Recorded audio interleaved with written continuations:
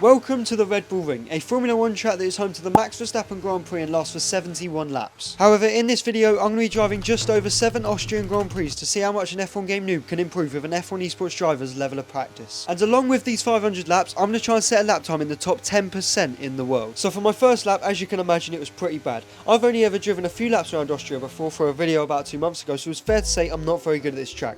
My exit out of turn 1 was abysmal, and I knew that I could probably find at least half a second in that corner alone. And now we're on to turn 2, and honestly, I broke and turned in at a pretty good time.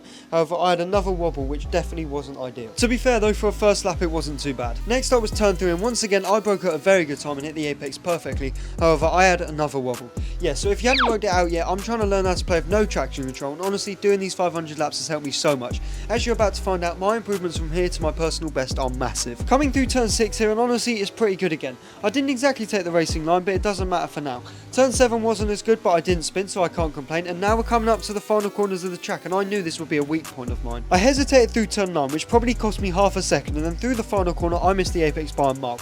However, coming to the line here, I set a 1 minute 8.396, which put me in the top 83% in the world. Yeah, so this wasn't good at all, but at least I had another 499 laps to improve, and trust me, I improve a lot. And the first of these improvements came straight away on the very next lap. I genuinely took turn 1 very well, and that's me saying that after I've recorded the whole challenge, and as you can see, by the end of the second straight, I'm already 1.4 seconds up. However, I went so deep into turn 2, which almost cost me a second, but I knew for my next improvement there would be so much time to find. But for now, I was focused on improving my current lap time, and I knew that I could probably find a second in this final sector. I had a poor exit out of turn 8 by the way, which cost me a couple of attempts, but coming into turn 9 I decided to brake early. This meant that I hesitated a little bit less, and I gained about 3 attempts. Through the final corner here, I hit the apex, but I had a little wobble on the exit, which cost me some time. Anyway, this gave me a time of just over 1 minute and 7 seconds, and I was now in the top 76% in the world. But after this, I didn't make progress for almost 10 laps, and that was mainly because I was spinning everywhere and then completing the lap. However, on lap 13 here, I was marginally up through sector 1, but coming into turn 2 here, I knew there was so much time to gain. Once again, I went deep into the corner, but not as deep as my previous personal best, and even with this pretty big wobble on the exit, I gained almost 8 tenths. And now you're about to see a massive bottle job in action. Coming into turn 8 here, and I just wanted to replicate my best lap as I thought it was pretty good. Well, I ran along the curb and almost spun out, which meant that I dropped about half a second. This was honestly pretty disappointing, but I was just grateful to have not lost any more time through the final corner. In the end, I finished the lap with a 1 minute 6.676 and was now in the top 62% in the world. I was slowly starting to think that the challenge was actually possible. And then I got hit with a pretty massive reality check. It took me 17 laps to get to my next improvement, as I lacked so much consistency due to my lack of laps with no traction control. Coming into turn 3 here, I had a wobble on my previous personal best, but this time I didn't, and I gained well over 7 tenths of a second. But then I once again bottled it, and leaving turn 5 I lost 2 tenths. Moving on, I knew that I could find half a second in the 8th corner, and that's exactly what I did. I was now almost half a second up, and then on the exit of the final corner, I stupidly went down a gear, not upwards, and as you can imagine, I was very annoyed. But to be fair, I was now exactly in the top 50% in the world, so for my first 50 laps, I had definitely made some pretty good progress. And I made even more progress on my second stint. As you can see, I'm on lap 70 and a little bit down, coming up to the final part of the track with time to find.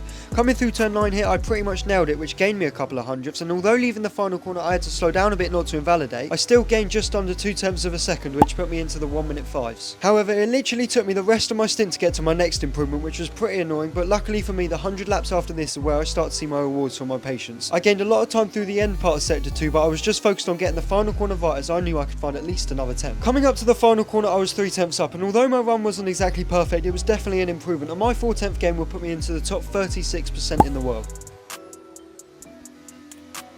Welcome to lap 125, and this is exactly a quarter of the way through the challenge, and coincidentally I made an improvement on this lap. Through the end of the middle sector here, I was picking up traction so much better than before. Coming up to turn 8 here, I knew there was time to find, and I managed to keep a much higher minimum speed, and on the exit I was now 3.5 tenths up. Annoyingly, I lost about 2 tenths through the final part of the lap, however my improvement was enough for the top 31% in the world. And if you consider I didn't make it much further than this in my other 500 lap challenge, I won't spoil where I got to, I was very happy with my progress so far. And then just 6 laps later, I made another 10th improvement, and this put me into the top 29% in the world. That was all from my stint from 100 to 150 laps, and I was starting to see my goal being pretty achievable if I kept making improvements. Alright, so I'm quickly going to go through lap 150 to 200, as this is the only improvement that I made in this stint. Through the penultimate corner, I was equal to my delta, and then on the exit of the final corner, I just gained so much time. I finished the lap with over a 10th improvement, and I was now in the top 26% in the world. And just so you know that I am actually completing the laps, here's my 200th lap of the entire challenge. So after this, I had to focus on my video which was out last week, and I didn't really do any laps on Austria for 4 days. This really held me back so much so that for the laps 200 to 300 I made absolutely no progress. I felt like I had lost all of the improvements I was making with no traction control, and I practically had to relearn it. Here's me crossing the line for the 250th and 300th time, but I still had 40% of this challenge remaining, and I was confident that if I kept working I'd make loads of progress. And that is exactly what I did. On the 317th lap of this challenge, I was absolutely flying, and coming through turn 2 here, it was definitely a far from perfect exit, but it gained me a massive half a second. Finally, I could see my practice paying off, and I thought for a part of this lap that I complete the challenge here, but as you can tell by only being 5 minutes into the video, that would have to wait. I managed to maintain my 5/10 gain to my delta through sector 2, and on the exit of turn 7 and 8, I brought the gap up to 6 and a bit tenths. I'd be lying if I said I wasn't a little bit nervous to complete this lap successfully. Coming up to turn 9 here, and I could potentially set a 1 minute 4.4, which would be unreal. I took turn 9 pretty well, and for the final corner I just turned in a little too early, which cost me a massive 2 tenths. In the end, I improved by just under half a second, and this put me into the top 15% in the world, and I was delighted as I knew now that the chance of getting into the top 10% in the world was becoming very real. After this, I annoyingly didn't make any more progress, but I was starting to become more consistent, and to be fair, even as you can see here, I was only a quarter of a second away from my PB for the 350th lap of this challenge. And this is where things really started to pick up. On lap 364, I was a 10th down coming into the final 2 corners, and through turn 9 I used all the track and nailed it. I managed to get back onto the racing line for the final corner. I had my best exit of this entire challenge and gained so much time. I finished the lap with a 1/10 gain, and I was now in the top 12% in the world with at least a tenth to find. And if I could find this 10th, I could potentially complete the challenge in the top 10% in the world.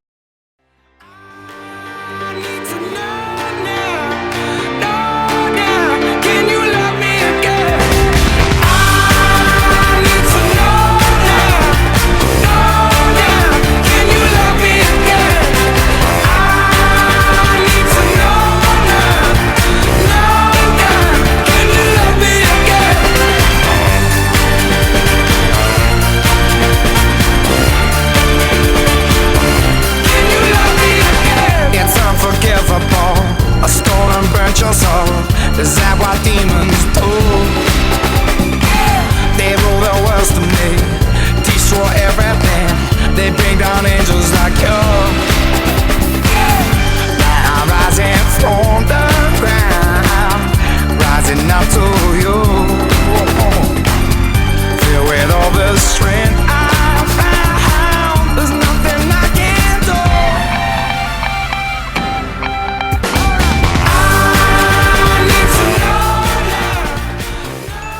What you just saw there was my best ever lap in the F1 game. I just set a lap time that was good enough for the top 8% in the world and was only 1.5 seconds off the world record. I did complete the challenge up to 450 laps, however if I did another 50 you probably wouldn't be seeing this video right now, as I'd honestly still be editing it. But to be fair, there was no way I was going to beat that lap.